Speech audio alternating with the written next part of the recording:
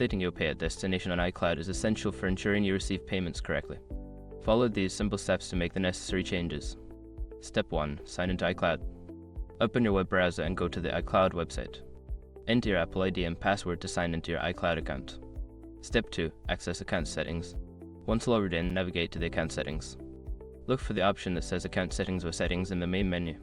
Step 3. Find payment information. In the account settings, locate the section for payment information or payout settings. This is where you can manage your financial details. Step 4. Update payout destination. Select the option to update your payout destination.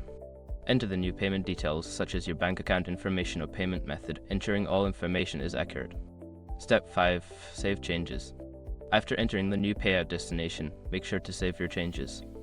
Look for a Save or Update button and click it to confirm your new settings. Once you have completed these steps, your payout destination will be updated. Make sure to review your information periodically to ensure it remains current.